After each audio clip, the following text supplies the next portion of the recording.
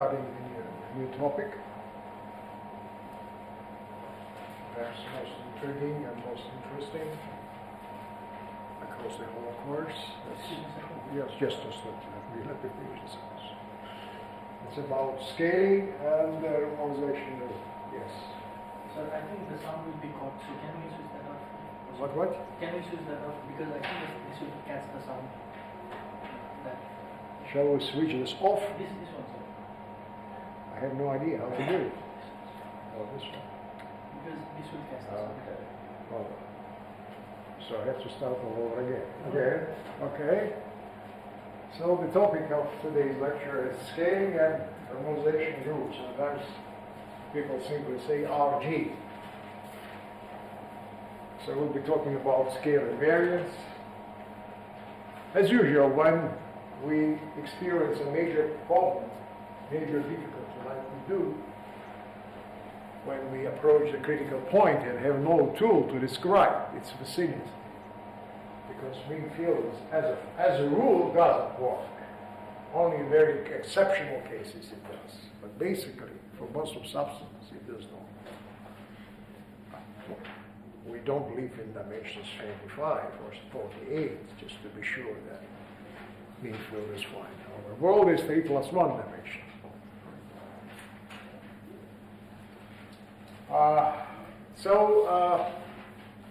The idea is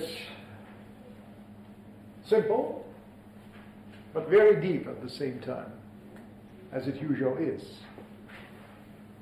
So you start from the most general observation that any time you want to describe a system undergoing phase transition, you write down, either on phenomenological grounds, free energy in terms of some alleged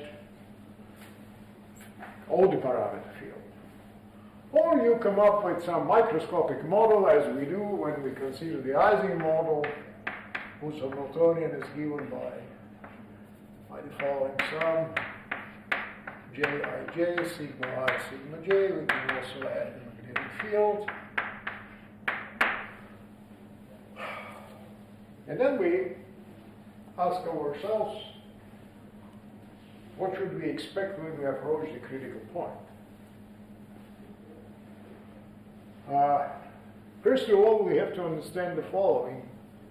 This Hamiltonian, so if I consider the whole set of all possible couplings, Ji, here I have nearest neighbors. I may have next nearest neighbors. I can go one further.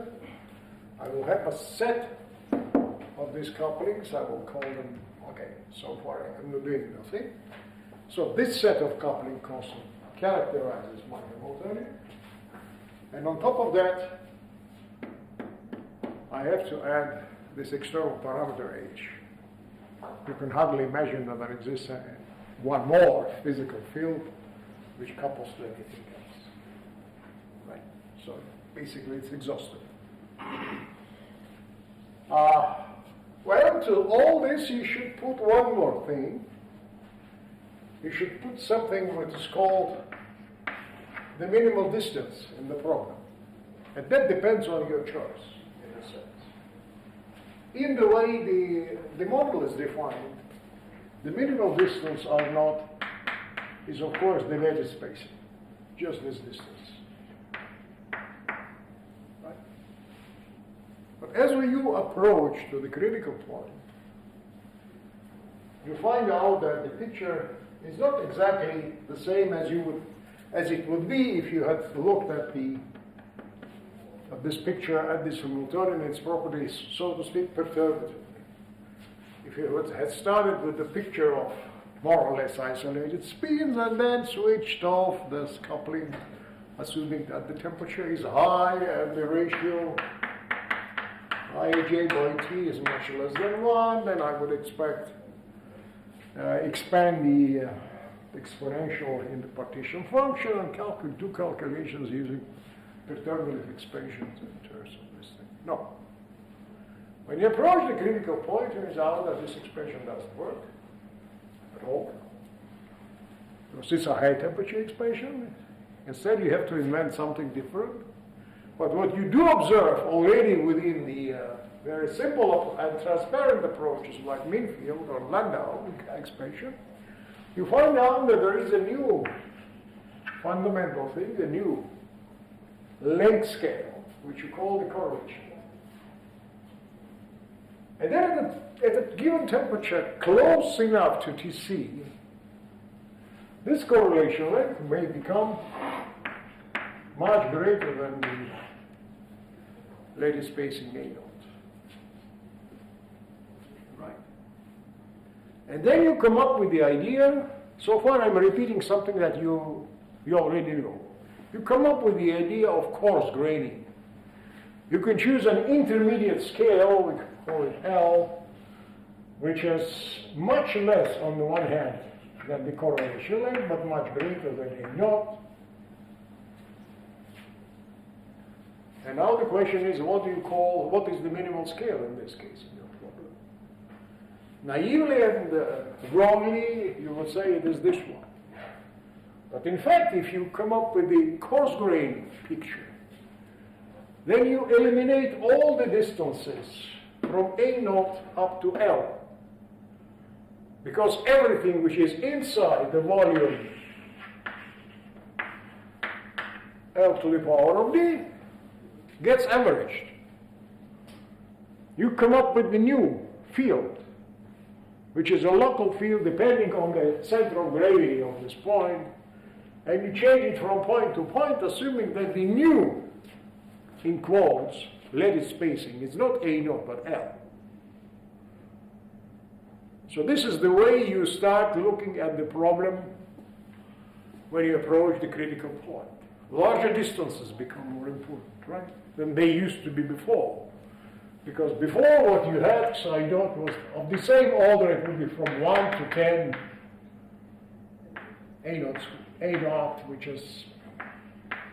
will be 10 to the minus 8, and that will be a typical correlation, like far away from the phase transition. So you abandon that picture. You progressively and systematically are increasing the minimal length scale. So therefore, there is a question of the following sort. Suppose I'm looking at the, well, call it free energy, call it action, and that doesn't matter, because if I'm talking about action, this is nothing but the free energy in units of the temperature. It's a dimensionless ratio, the one which enters the probability, which is always defined like this, and I define it like this. It's just another way of, saying it's the same, precisely the same. So from the very beginning, you will say your action depends on what? Depends on your fields, call them sigmas. It depends on your parameters, which are the set of j's, ij's.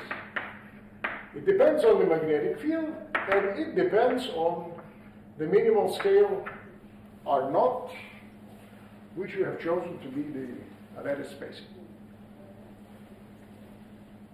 Now, this is the main idea, which is due to the great Leo Kadanoff.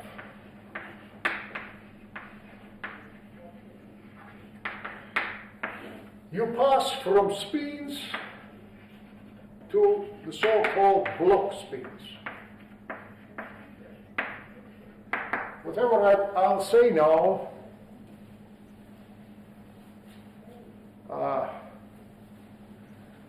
is a bit vague in the sense that it's hard to materialize it, except for a few transparent cases we'll touch upon a little bit later. So therefore, please perceive it as an idea which needs to be justified and realized in a more systematic way. The idea is that if I start doing the following job, I start passing from distance, minimal distance A0 to the distance L. I found out that there exists a transformation of which I'm not aware at all so far. I imagine that such transformation might exist, which would transform this action to a new one, which depends on the new set of Ising variables, or maybe fields, I don't know.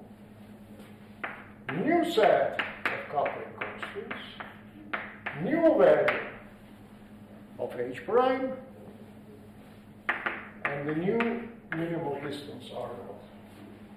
If we call it R naught, this will be R naught prime. It's a kind of absolutely formal assumption.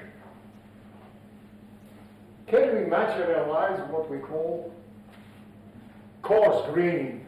How can we pass from the spins to block spins? What are the block spins after Kadanoff? Kadanoff would say the following. I'm just reproducing his major points, but now later we will find out how to put it in the systematic framework. So imagine that you have a lattice. So I put this lattice size, and at each lattice size you have an Ising variable, and this is the lattice when Ising model is defined. What I now do, I divide my lattice into blocks, 3 by 3.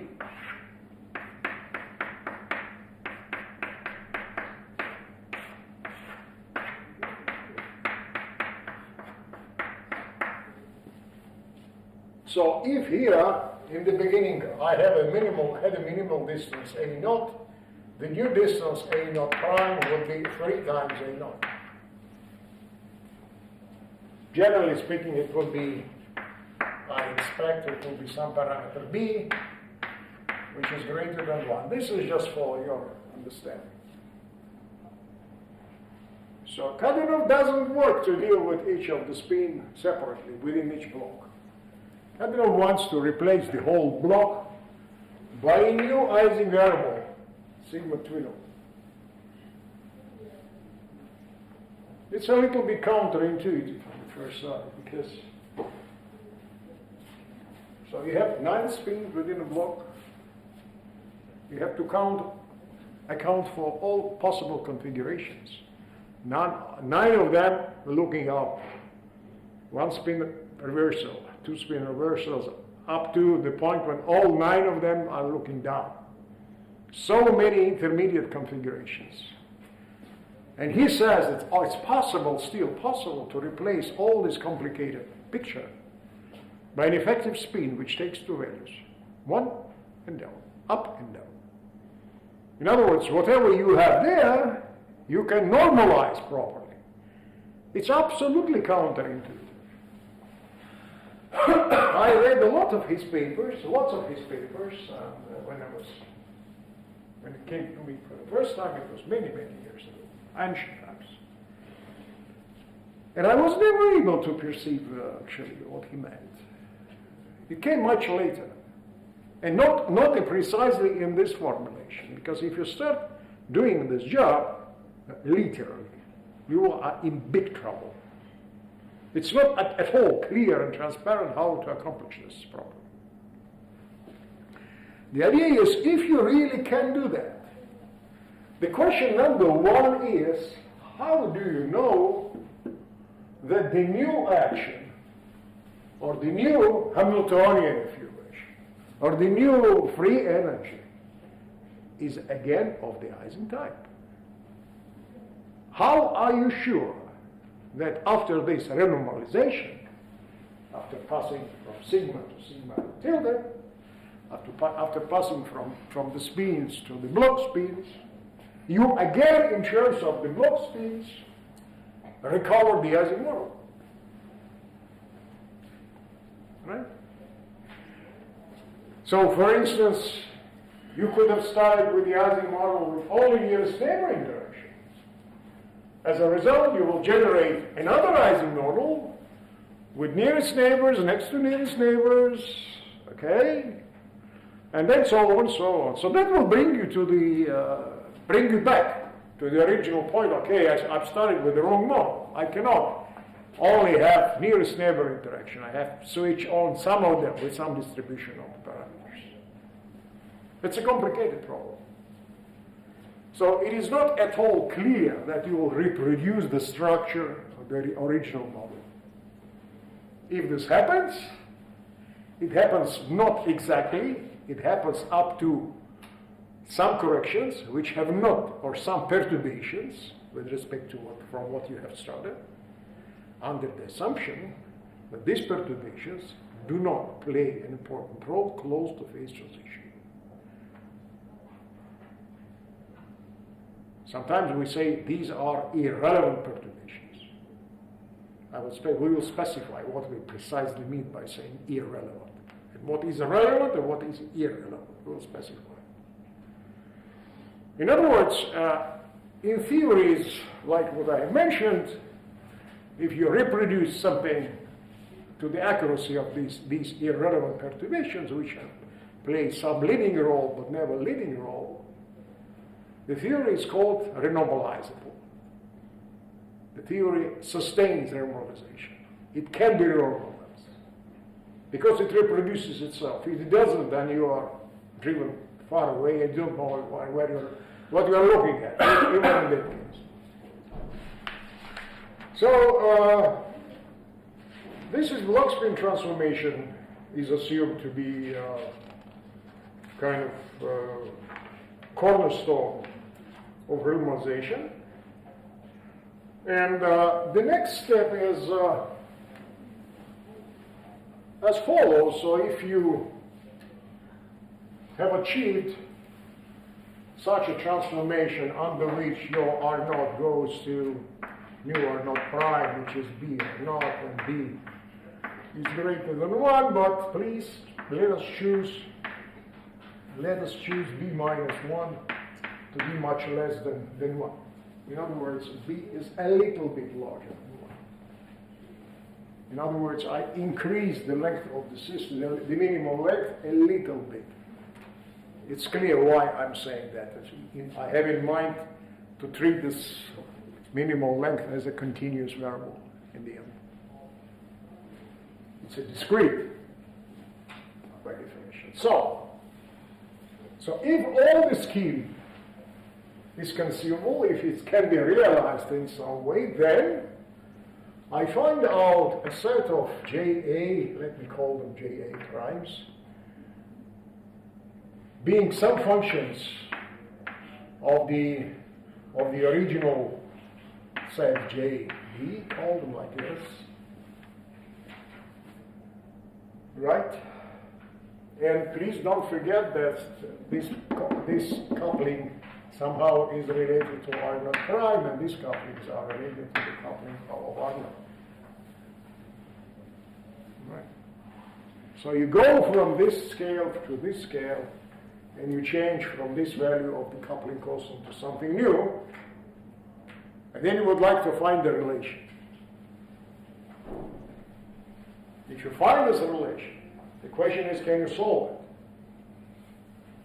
If you can solve it, you find out the systematic way how your coupling constants start changing when you approach the phase transition. Why I'm saying I'm approaching phase transition? Because I have this transformation.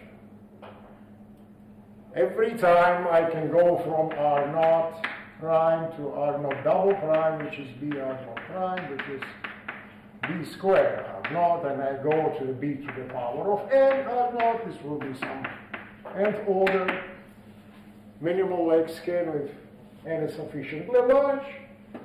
This quantity will become large as well.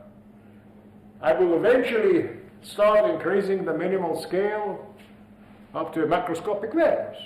So this is why I'm hitting the large distance physics. I'm more and more able to cover the physics of the phase transition. No mean fields, no Landau theory, nothing like this. Completely different approach. So if I know how my couplings now, if I imagine that this coupling as a function of R0, which is now treated as a continuous variable. This function is well defined. Then I will write down, we will derive something like this.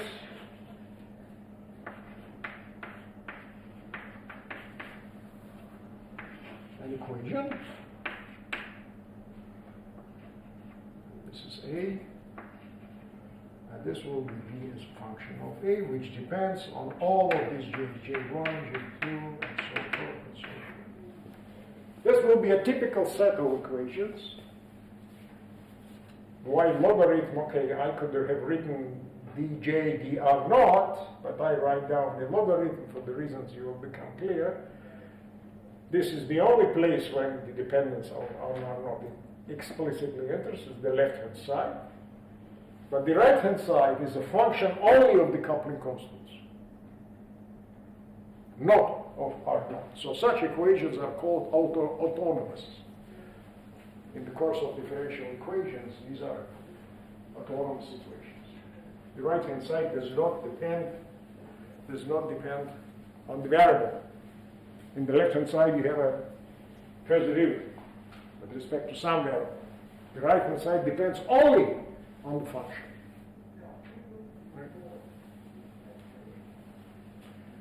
And this set of equations for A equal to 1, 2, 3, and so forth is called the set of renormalization group equations, because what you do, you produce a renormalization. You renormalize the minimum length of the system simultaneously. You change all the couplings, you change the model, and you would like to see how the parameters are of your model start flowing towards where. This is you are interested in. Quite a complicated thing. It's not a usual thing to. By the way, it's a way of breakthrough in mentality of theorists. It was breakthrough. It was happening simultaneously, both in field theory and condensed matter physics.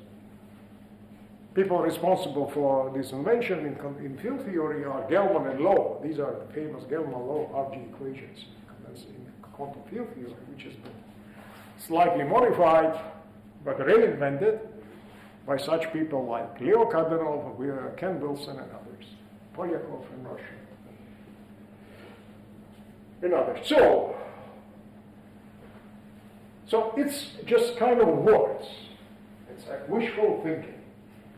Let us go down to the earth and do something substantial that we can look at, and we can touch, and we can probe, and start to understand. So the best thing you can do is the following. By the way, have you ever thought of a continuous version of the Ising model?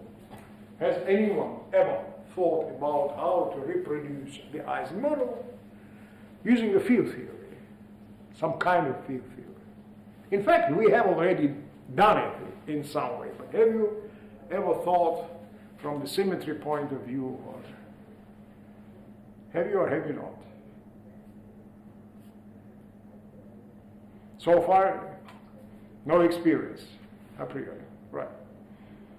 Well, let me tell you just briefly. We have some time, and we have a lot of time. I will tell you a little bit, not much, but a little bit. So, the Ising model can be thought as a model in which sigma is replaced by a continuous variable such that the probability for the sigma is roughly delta sigma minus 1 plus delta sigma plus 1. The probability distribution. In other words, if I measure this p as a function of sigma, here I measure sigma, here I have values plus 1, I have values minus 1, so what I have two delta functions here and here, a sum of them. So these delta functions tell me that if I have some function of sigma, or the bunch of sigmas, I can do this for any spin located on some fixed lattice sum. So if I have a function which depends on the bunch of these spins defined by corresponding lattice sides, if I average this function, with this kind of distribution, that would precisely what is the doing thermodynamics from the genuine Ising model, because in the Ising model, your spins are constrained to take two values, up and down, plus one, minus one. In other words, I can now replace summing over possible configurations with respect to discrete variables by an integral like d phi 1, d phi 2, and so forth, d phi n large, when n large is the number of lattice sides. Here I have the probability distribution for phi 1, phi 2, and so forth, phi n. I can write down the z, right? And this is basically, well, it is not exactly z, but I would like to calculate now the following thing. I have some average of a function, and this function is a function of phi 1. So for phi n should be written here. The probability is all this type. For each phi 1, phi 2, and so forth, we have the structure. Usually selects only discrete values, and the rest will be taken care of by some action or whatever, which I have to properly choose. So to me, it's no headache about the fact that the phi's are continuous variable, because the probability, this probability, which is a product of these partial probabilities for each lattice side, ensure that the continuous field phi, in fact, is a discrete variable. It takes only two values. But this picture is very important. In other words, if I write down phi here and phi here, it is very important. Why? Because there's a crucial question. What is the most important thing for the Ising model? It's the symmetry. And the symmetry is Z2, and Z2 tells me if I have a probability for a speed up, just the same probability should exist for the speed down. And there should be full symmetry, phi to minus phi, in all this business, phi to minus phi. So it is more important than to have a discrete values of this phi. In other words, I can consider something like this for probability distribution. Who forbids me to do so? I go from two delta function to some other potential or probability function, which has two very narrow, very powerful maxima at two symmetric points, phi naught and minus 1. So if it is just the symmetry that we are... Yes. Field, but by scalar field. Well, the second is the scalar. Why should we even bother about two very, maxima?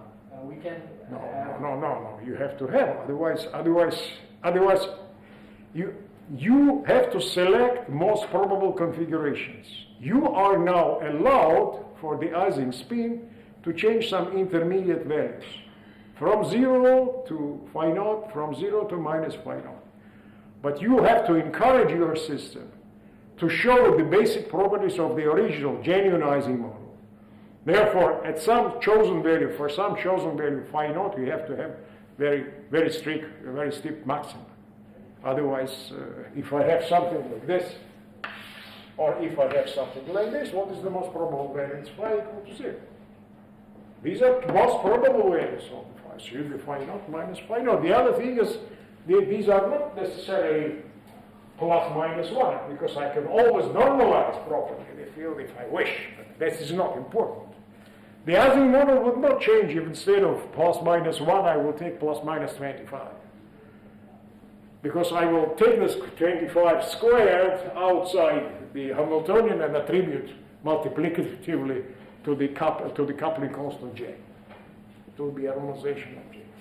So now you come to the question how to mimic this. And I leave it to as an exercise. What is the simplest possible function which reproduces this dependence? And if you carefully look, at this, you will find out that this function is just this, nothing else but this. 1 over t as a parameter. Later on you will recall that t is the temperature. At this point it's only the parameter. And you write down a by 2, phi squared plus b by 4, phi to the 4th, under the condition the a is less than 0.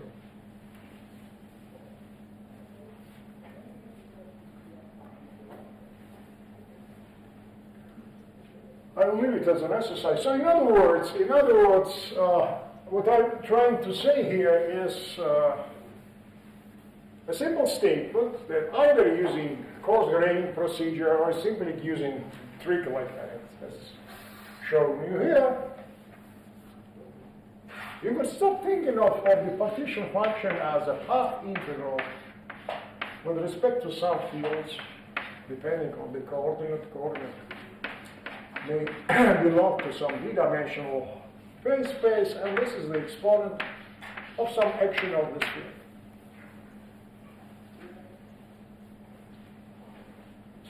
And the action of this field, of course, it originates from the free energy, and the free energy depends on phi as the other parameter.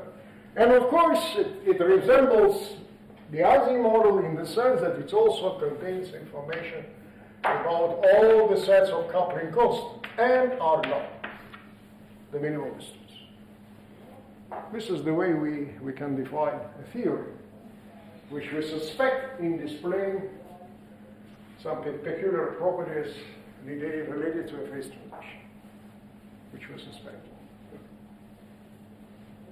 Okay. So this action can be the same as a Ginzburg-Landau expansion. The only thing is, as opposed to the Ginzburg-Landau theory or Landau theory, which doesn't care much about this path integral, it only cares about the minimum of the section. If we minimize the section, we derive the self-consistency equations, which are mean field equation, or which is Ginzburg-Landau equation. These are just the mean field equations, nothing else. This is not what we are after. We want to take into account many more trajectories, many more configurations of the field phi. Not only those which provide the maximum, the minimum of the section. That's the essence. Why do we do that? Because at the end of the day, what we do with the mean field approximation is the solution of the self-consistency equations, assuming that everything reduces to a Gaussian model. So just remember how the correlation look like. The correlations look like what, as if according to the Einstein-Zermite formula, this is the basic integration kernel. For any correlation function, you integrate it with, it's a Green's function, actually, in fact, or a propagator or a free boson, if you wish. It is just the same, but of course it tells you that it's a Gaussian estimate. And we know that already in the Landau theory, your free energy contains the term b to the 5 to the 4th, or b m to the 4th in your more familiar notations. When a is 0, that you are exactly at the critical point, and what remains is this one. It's not a Gaussian model. You don't know how to do this integral. So therefore, what is written here is an attempt just to somehow treat what is written here. We cannot solve it, but we have to transform from one way to another to just squeeze out some information. Now about the RG and about renormalization within this framework. There are several ways. One way of doing RG is to do it in a real space. We will have an example how it can be done. But basically, what the problem is not simple. It's a phi to the 4th, like we just discussed it, and like we have said. It is better simply to start with something we already know well. It's 1 over expand to use the expansion in power series in Fourier expansion. IKX, and here you have phi of k. If I simply write everything like this, it was not very useful. Because, as we have said, the theory is only consistent if I indicate the value of the minimal scale.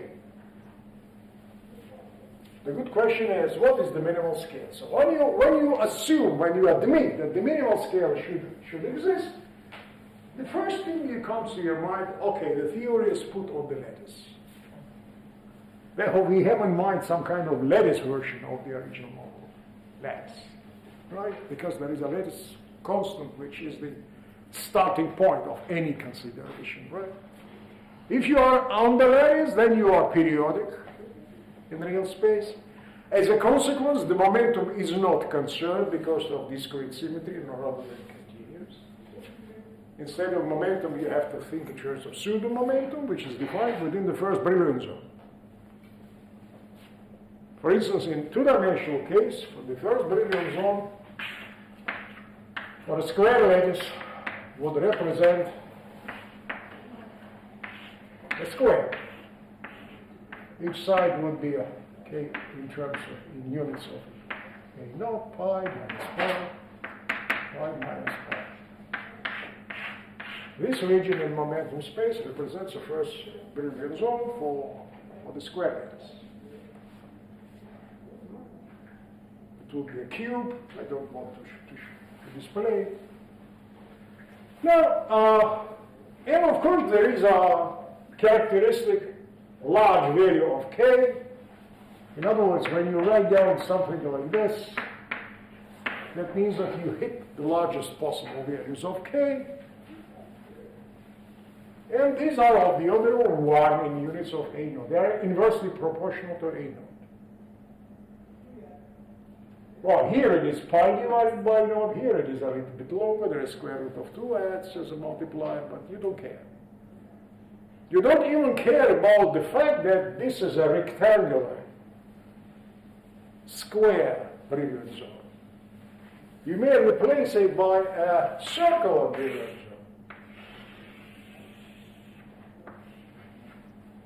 This is k absolute value equal to some lambda, when the lambda is the radius of the circle.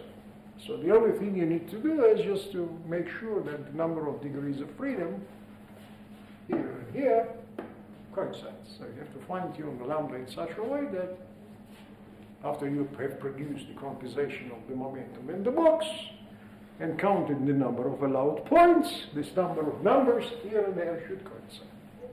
You have to fine-tune the radius of lambda, right?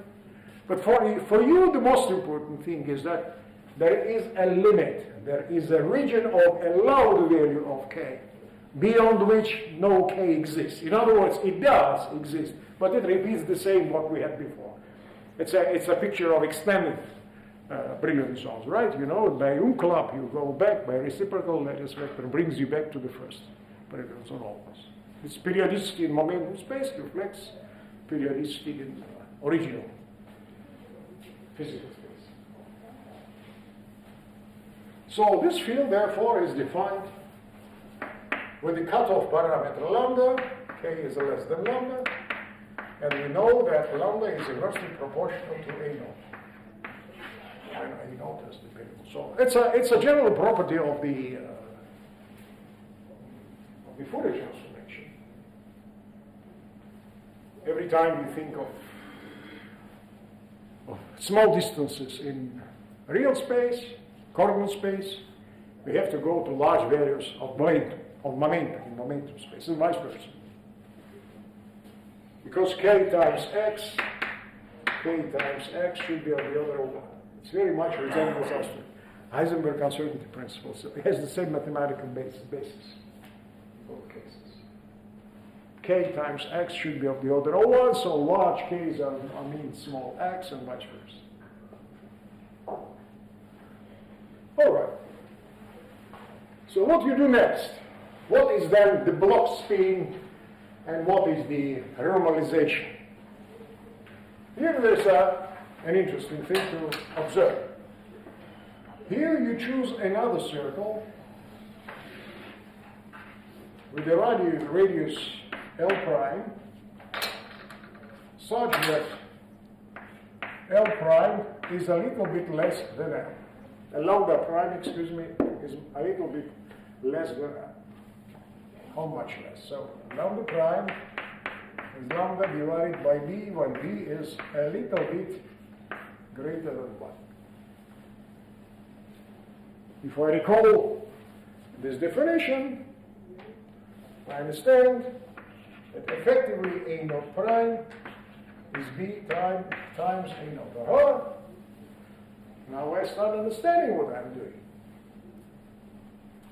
In fact, what I'm doing, I'm trying to increase the minimum length in real space. But I'm doing it quite consciously. I'm dealing not with the Ising spins defined in real space. Instead, I'm dealing with the field, a continuous field, which stands, in a sense, as, instead of, it operates as effectively as an Ising variable, but on the continuum, but it has supplied with some index which specifies the value of the short distance couple. And I want to go from this field to another field which is defined not within the entire original circle, but only within the smaller radius circle. And then to connect them.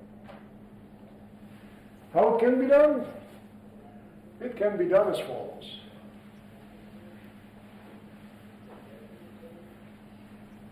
You look at the sum, and you simply write down the following.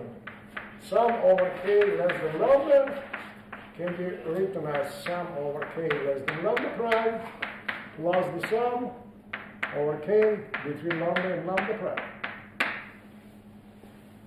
In other words, the whole integration or summation over the whole space, phase space, can be divided into summation over the inner part, over the smaller radius circle, and the integration within the slice, small slice, between the two circles. Right? So therefore, if you do so, you can represent your field phi lambda of x as a field phi lambda prime x and another field lambda chi of x, such that this is defined everywhere in the original Brilliant zone, this is defined only here, and this is defined only here. Right? So you see that the first field, the most interesting part of the first field, of course concerns small values of k. Why? Because small values of k means large distances.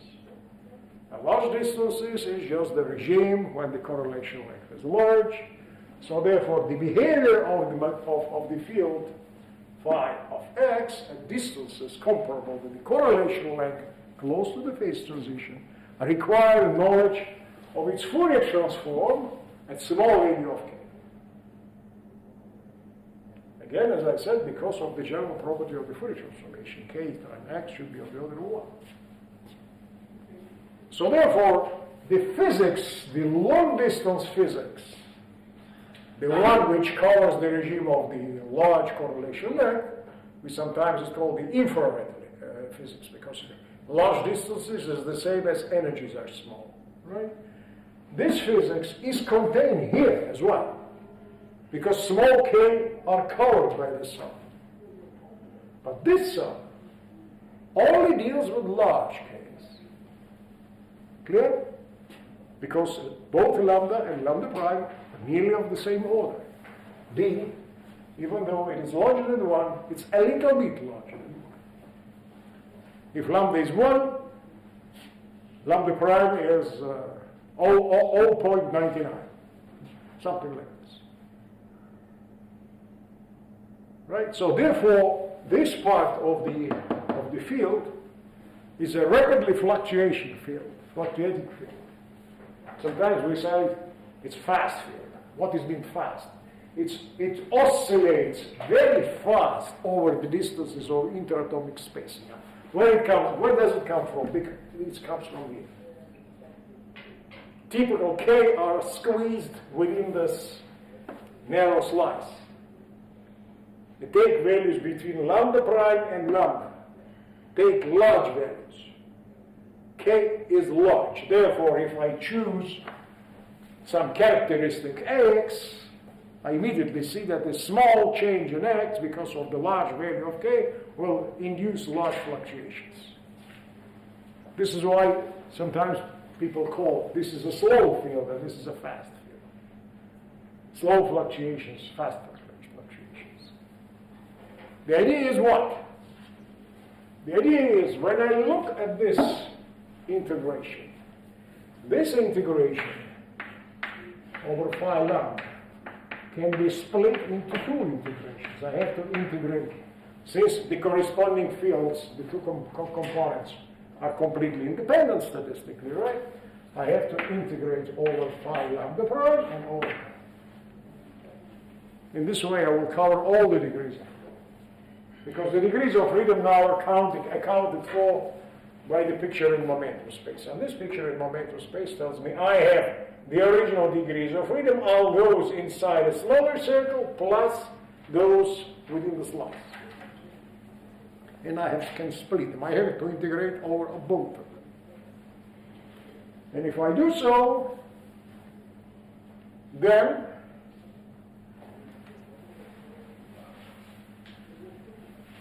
I can write down the following thing. I can write down that the original z can be rewritten as d phi lambda prime d chi, an exponent as in which I have phi lambda prime plus chi. I will write down this. I will rewrite separately again, just to see what I'm after.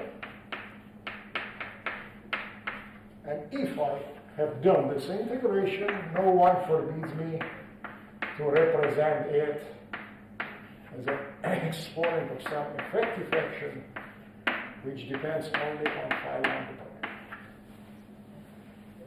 Right? So what I did, I have integrated out over the fast field. This is the procedure so common these days in theoretical physics. It's very hard to imagine any serious paper without, which wouldn't use this trick. It's a standard thing. Proceed.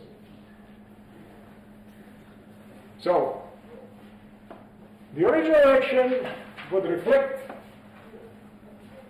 the long distance physics, the infrared physics, the universal part of this physics. As well as this will do the same. But the minimal distance in this action is not lambda, it's lambda prime.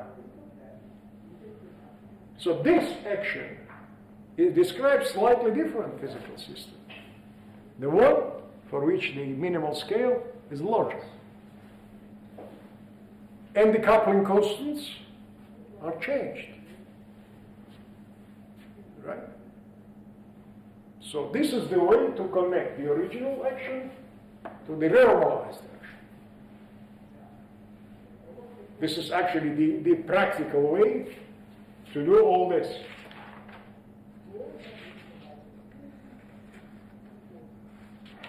Yeah. Now, but you can't have every time an action with changing parameters from lambda to lambda prime to lambda double prime, triple prime, and so forth and so on. You would like to have more or less the same structure for the partition function, the same structure for the field-dependent functional of the partition function. So what you need to do now, you had this circle, a theory on the circle lambda, okay, and you obtain a theory on a smaller circle, lambda prime. And what you want to do is now to make a scale transformation in momentum space such that in the end of the day you recover the original circle. You can do it in the following way. So you know that K is defined here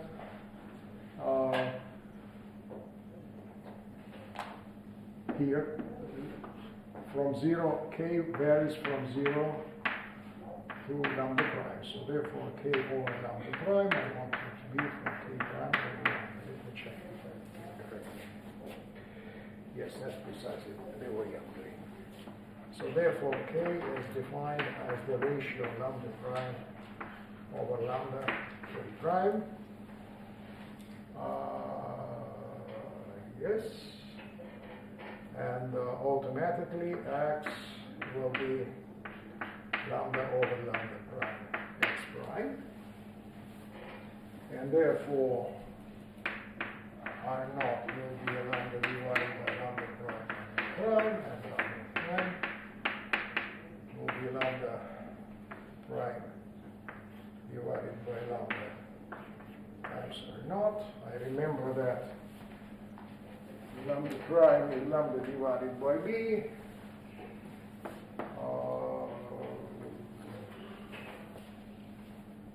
It's not what I wanted. Just a second. It had to be larger, not smaller. Shall I look from this? Yeah, of course. It's, yeah.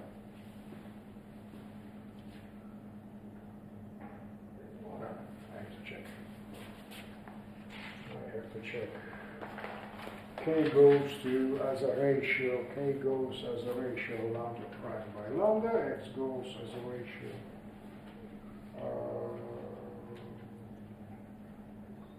Yeah, so maybe, yeah, it will be better to write down the following. From this, I would simply write down X divided by A naught prime should coincide with X prime divided by A naught, and therefore X will be A naught prime divided by A naught times X, and yeah, X prime, and here, yeah, everything now looks consistent and fine. So I have restored the in this way. When X goes X. Oh, let us look more accurately. Don't want to look anywhere. Let us derive it more accurately.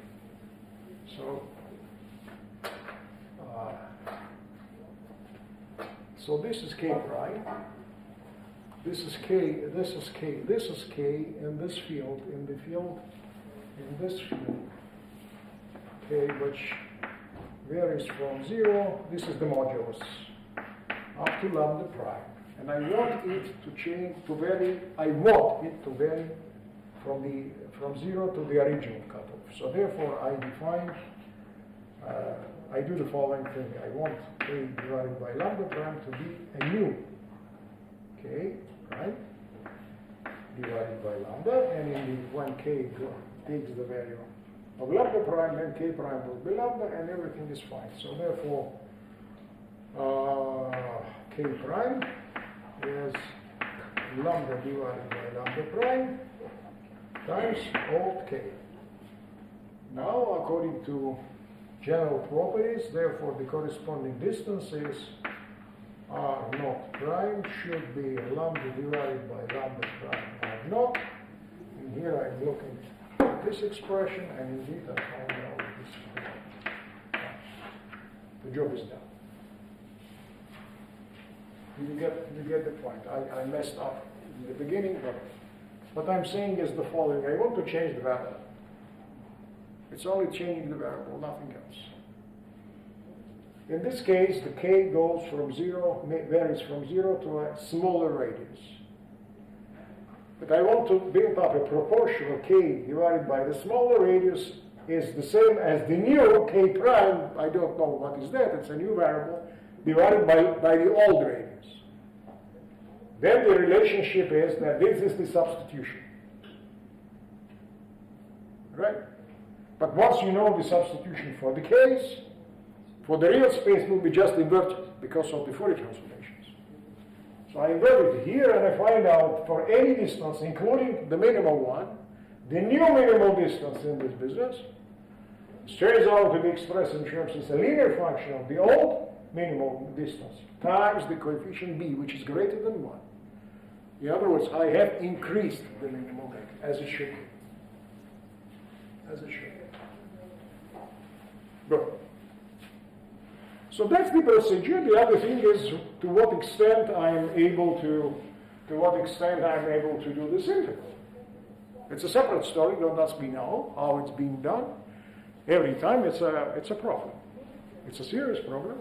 But before we go to some specifics, we can now make a few important observations.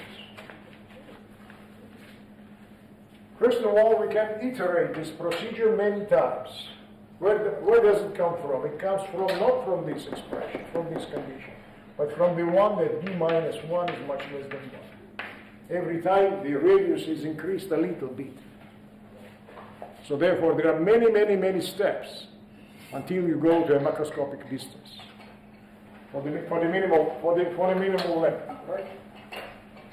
So therefore, what you can do is the following. You can consider procedure, the RG procedure, such that you have a hierarchy of length. You start from R0 and you obtain a new one, which is R1. Then you get the sum 2 and so forth and so on, where R0 is A0, R1 is B, R0, R2 is B squared, R0, and so forth and so on. And this gives you a kind of prescription or general scheme of what you do. All this is just the renormalization. This is RG. Now, suppose that you formally introduce a symbol. It is nothing but the symbol. It's not as a mathematical object. You introduce a symbol R, which means the renormalization. When you renormalize your action, S0, this is the action with all the bare parameters present in the expression. It depends on the minimal energy state or not, or all the initial coupling constant. It transforms to S1. Then you do the same with S1, you obtain S2, and you see a kind of group property, if you remember what the group means in mathematics.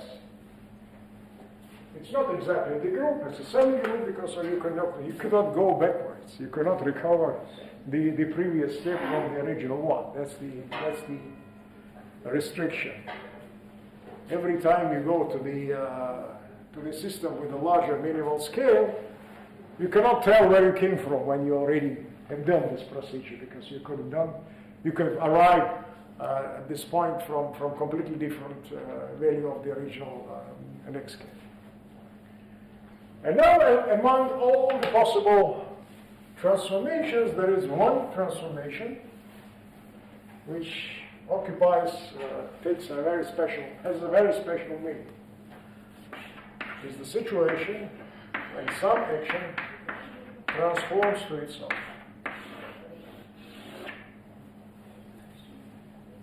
You do everything what we have imagined, what we accounted for, but the action doesn't change.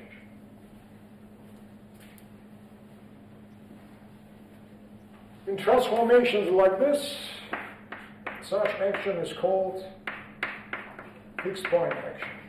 Fixed point.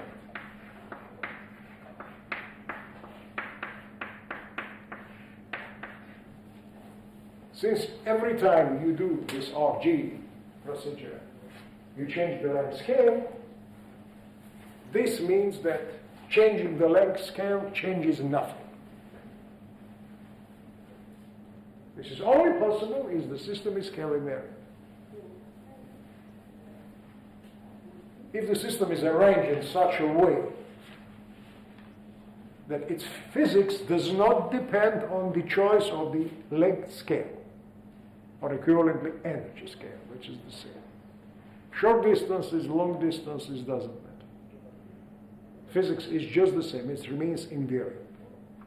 This is a scale invariant situation. Right? Now, there are two possibilities.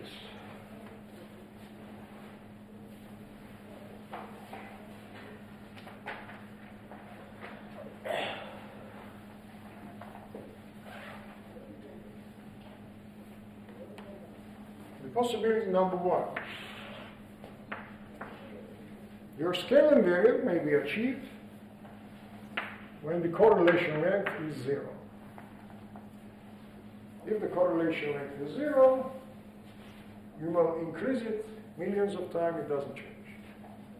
You multiply the length xi times b, which is any finite number, any number times 0 is 0. 0 is stable. But when the length scale goes to its absolute minimum value, it means that the energy hits above the ceiling, goes beyond all limits. Why so? Well, because again, because of the uncertainty principle. You can think in terms of the Fourier transformation, but to me it's much easier to think in terms of quantum mechanics if you don't leave any uncertainty for the coordinate, the momentum blows up. When the momentum blows up, its uncertainty is infinite.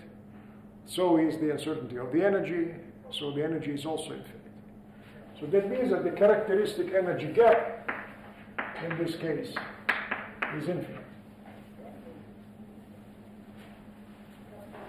It's like this.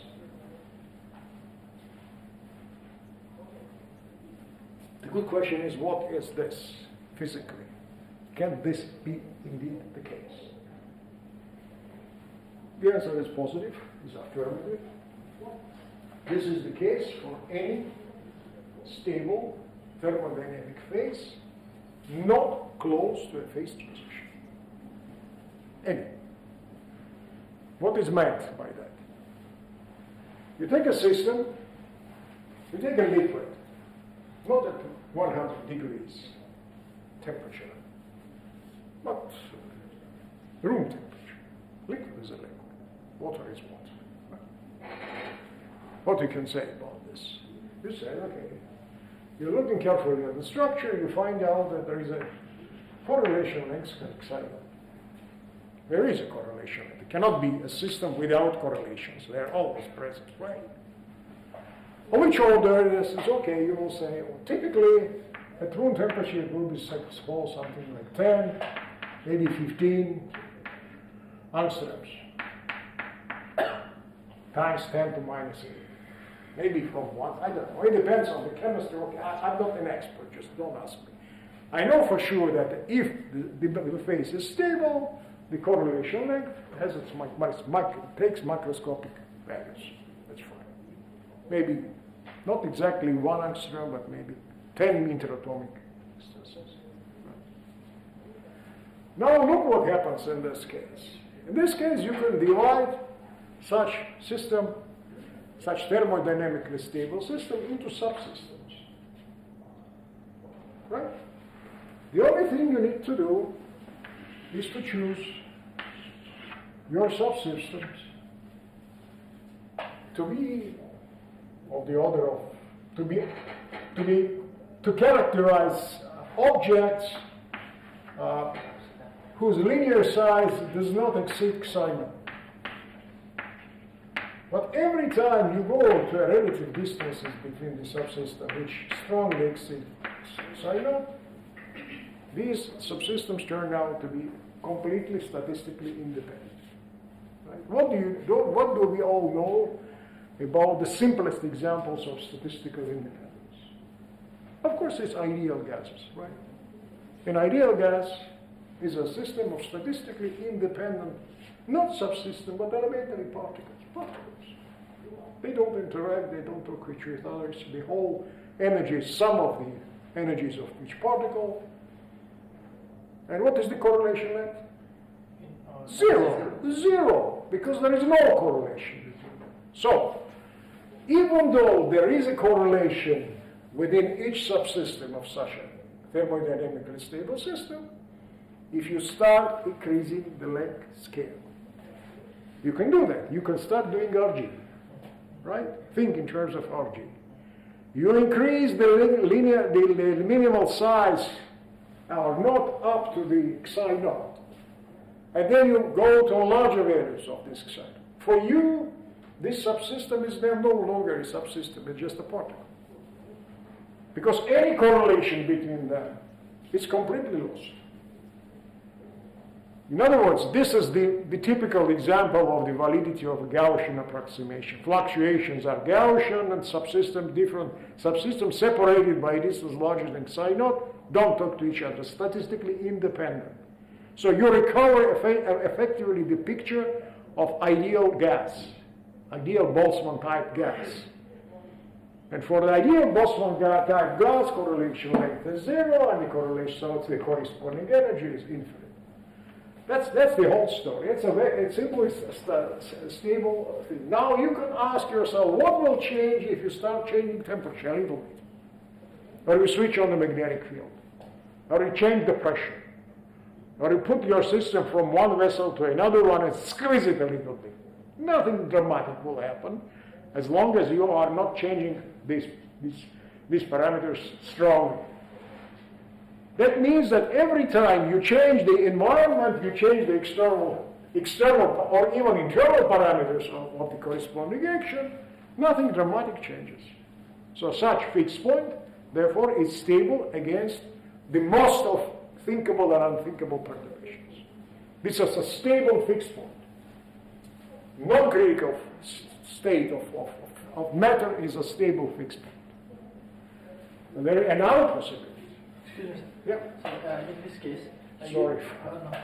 So you said like we can think in terms of RG. So RG will definitely allow us to increase A naught to some value that is comparable to E or greater than E. But sir, what about there will be another subsystem in between this. Like we want to separate these subsystems to a value larger than. No, it's a kind of Debunking experiment, as they say in theoretical physics. It's the experiment you produce in your mind. It's not a real thing. This is the way to understand the stability of matter and the nature of fluctuations in this thermodynamically stable matter. The fluctuations are Gaussian, reflecting the fact of different far remote parts of the sample, of this very sample, are statistically independent.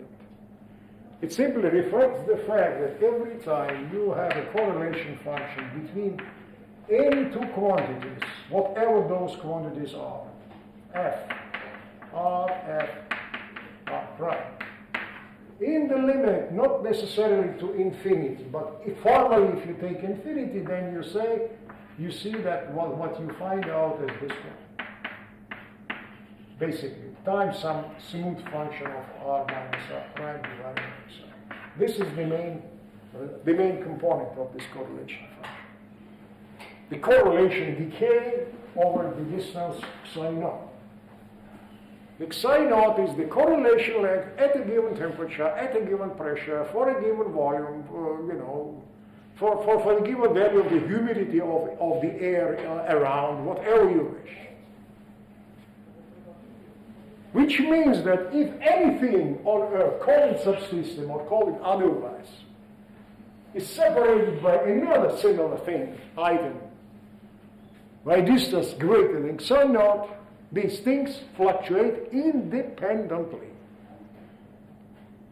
They are not correlated at all. And in physics, we have only one example of this kind. It's the ideal gas. The gas of the particles which do not interact at all. So this is why, this is the limited picture. You are start from distances which are much shorter than psi naught. You have to take into account interaction within its grain. As long as you increase the distance, and because of the fact the radius of the grain is finite, what is the grain? Is the grain of whose radius is correlation length. Information gets lost. Information gets lost, that means that these parts are statistically independent. This is the fixed point. This is the ideal picture, so to speak. This is where you go. You start from the real picture with finite correlation length. You end up with the ideal gas with zero correlation length. So this is the meaning of fixed point, of the stable fixed point. Whatever you change here doesn't make any difference. You will still reach that point.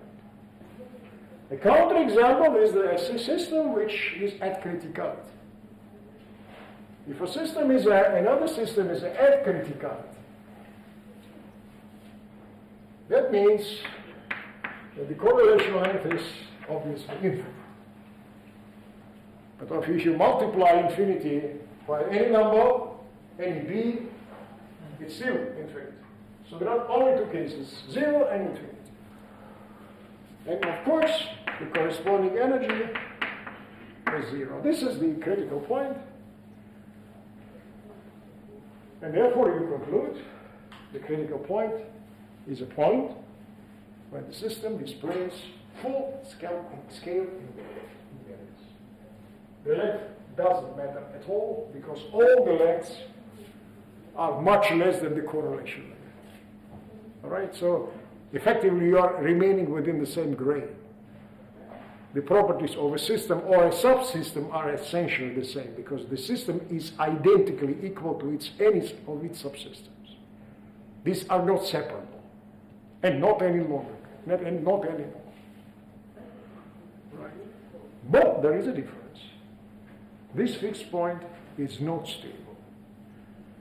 And you know, who can tell me what is the at least one parameter which will drive the system away from criticality? Temperature. What? Temperature. Why do you decide so? Because by changing temperature, it will either go into a stable phase. You're right. You're right. At least temperature. It couples just to the energy, to the Hamiltonian, to the free energy. It immediately changes the situation. It drives you away from criticality, and that's all. Psi becomes finite, and you again fall into this machine. So this is stable. Whatever you do around this point, you come back to it. If you are here, you are at fixed point, but this is unstable fixed point. You change a little bit something, for instance, temperature. You go away from criticality. So it's a way of driving away from criticality under any action. For instance, in the Ising model, instead of temperature, you can use the magnetic field. The Ising transition only exists in the zero field. Because the magnetic field breaks the Z2 and there is no spontaneous breakdown, not anymore. Very good. So, yeah. Now, what about scale invariance and how shall we perceive it and what are the consequences? What can we suggest? Well, we have seen already that the correlation function at the critical point does not follow an exponential law because the correlation length is infinite. Even in the Ornstein-Zadnicki approximation, the typical correlations which look like exponent minus distance divided by psi divided by some power of distance. When psi goes to infinity, what remains is 1 over distance. But generally and basically, the correlation function displays some more complicated, I don't know, zeta. Zeta is also not good, I don't know, count. Any parameter, however you know it, there is a special definition of critical exponent for the correlation function. But for us, it's important that the algebraic structure of the correlation function is typical for criticality, for the critical point. No exponential, because no length scales. And the property of this algebraic function, let me write down something else, is that if you change the scale from R to lambda R, gamma gets multiplied by lambda minus alpha gamma R. This is the well-defined mathematically and well-defined homogeneity property of the function. The function which gets multiplied by a factor when you do the scale transformation of the variable. Which is quite understandable because gamma of R is a function which is obtained as a result of averaging the ensemble, Gibbs hypothesis, whatever. Now there is a step forward in this way, a very essential step forward. It was a kind of breakthrough. Suppose I have a correlation function gamma of R, which is a correlation of two fields. These fields may be scalar fields or maybe vector fields, doesn't matter. For me, what is important, R12 is the distance x1 minus x2. I will assume that the space is isotropic, the space is uniform. Nothing depends on the direction, nothing depends on the, how this difference is oriented, only the distance matters. And I know that at the critical point, when t is equal to tc and h is equal to z, under these two conditions, suppose it's an Ising variable, and what I have a power law decay, and formally I have this one. Now I'm asking the following question: what is this? This is the principal field I'm dealing with. In case of the Ising model, the first which comes to my mind is the magnetization. Or the field phi itself, because it plays the role of magnetization. And it's one of those fields whose behavior displays all these singularities at the transition. And we know that the correlation function of this magnetization follows some power law, even though we don't know that power. But we know that this power law should be present there, because this is the only function in mathematics which does not possess any other parameter. Right? So therefore, the revolutionary idea is, it is the field itself, the field phi of x itself, which should possess a certain scaling properties, certain transformation properties under scale transformation. What is scale transformation? The scale transformation goes from x, I go to lambda x. And lambda is a number. And then the claim is, it is field itself at criticality, which gives me this.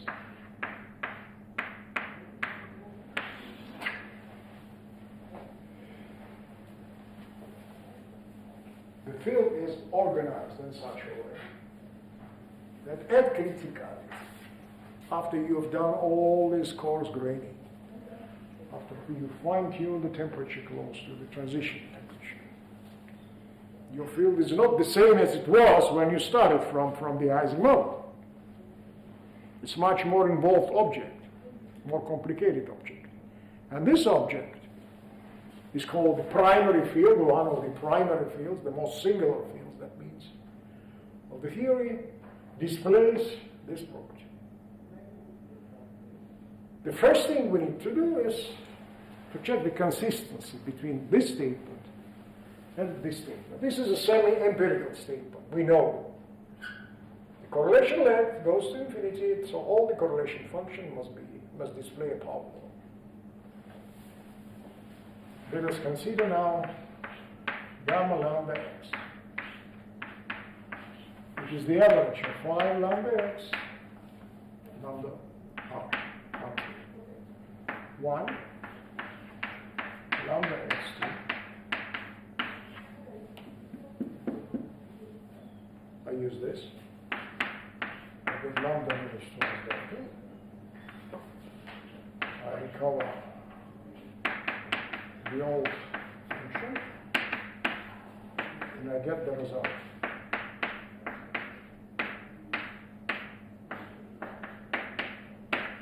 Conclusion. This critical exponent alpha is twice this delta. So, if delta is fixed and delta is called scaling dimension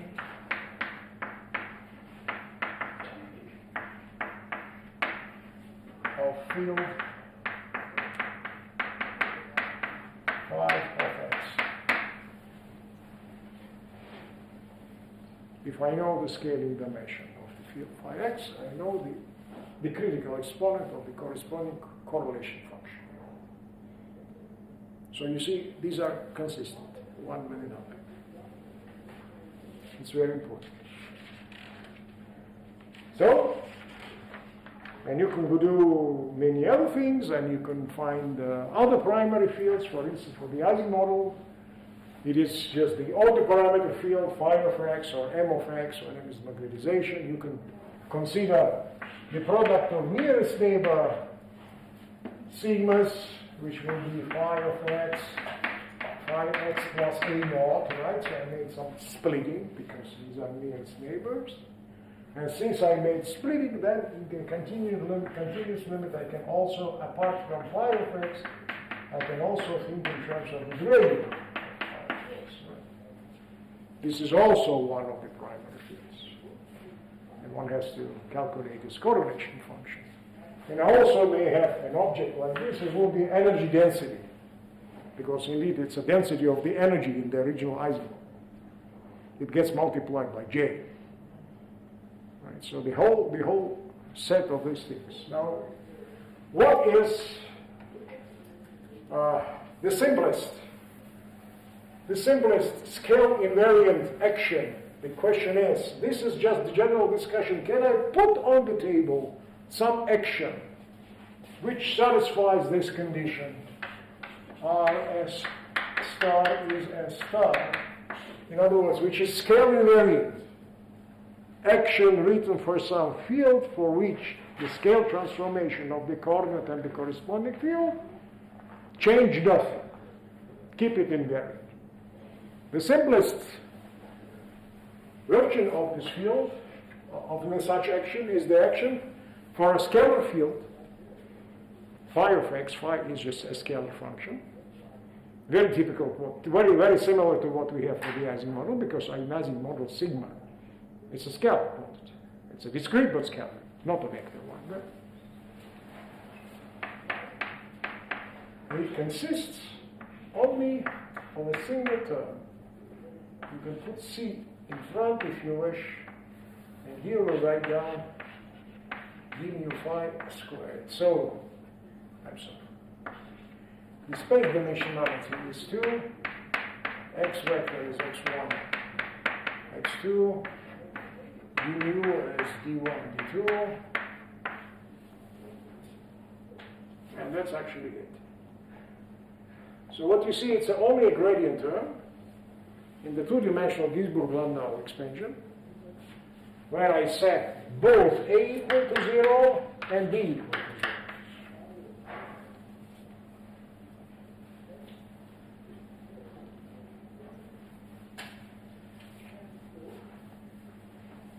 This is the theory of a free massless boson. Now please notice, if I make a scale transformation of both components of the coordinate, then I understand that d mu will go to 1 over lambda. Right? because d mu, by definition, I would say is dx is the gradient of the components. But on the other hand, d2x, which is dx1, dx2, belongs to lambda square, d2x. Right? Lambda square from here, 1 over lambda square from here. These lambdas cancel. And there is no need to transform any scale transformation for the field phi. Because the action is automatically scale invariant. Such action is scale invariant for any scalar field phi. You don't need to transform it. What it means? According to this definition, it means only one thing. The scaling dimension is 0. How the correlation function should behave? Question to you. If you answer this question, we'll finish the lecture. Okay? Please.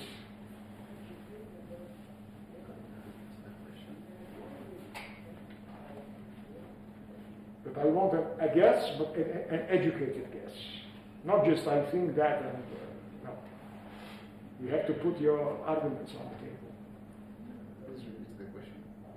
The question again, we found a model which is scale invariant, and its scale invariance shows us that it's sufficient that under scale transformation of the coordinate, under elongation of the coordinate like I'm doing here, or making shorter or longer, the transformation of this measure cancels the change of the gradient square. They cancel each other. This gets transformed and this gets transformed. The product is unchanged. If I don't touch upon, don't touch phi at all. I don't have to touch it because I will only spoil it. But I should not touch it because it's quite simple. It's a scalar function. Why should I care about any scalar function? Well, we will find an example where we should care about it. But this is the case where we should not. If the field phi doesn't transform at all, that means, according to this nomenclature, the delta is equal to 0. Its scaling dimension is 0. My question is, how then the correlation function behave? What can we say about the stability of the system if A is 0 and B is equal to 0? Yeah, it's a question. No, B is not 0. B is at your disposal, but the power of B, which appears there, is 0 if you wish. So, okay, you do have this transformation. You do have this transformation, right? So please notice, let me give you, okay, I understand your remark. Let me give you only one small hint. In standard situation with the phase transitions, the correlation functions undergo a multiplicative renormalization. They retain their structure, but only get multiplied by a factor, which is determined by the scale, by the scaling dimension of the field. Multiplicative. But we didn't think about any other kind of transformation which could be present. Right? For instance, we didn't say anything about additive transformations. Maybe the correlation function acquires some additive piece. This is also a possibility which doesn't fit this picture. Right? So, okay, I will stop at this point, therefore, and I leave it to you. The day after tomorrow we'll get together. And maybe you'll find out, think about the right answer. Well, the simplest way to do it, of course, is just to directly solve it. This is the model, and you have to calculate the correlation function of two phis. Pretty small. If you do it, you will find out the answer. But then you will get surprised, I'm for sure. Oh my God, it's so simple, I could have anticipated it from the very beginning. So check by the exact solution, but before you go to the exact solution, try to squeeze out from your mind all qualitative arguments, what it might be. Right. Okay, so this is the end of our lecture today, and this is your homework, which quite honestly could have been a little bit better. We have what we have.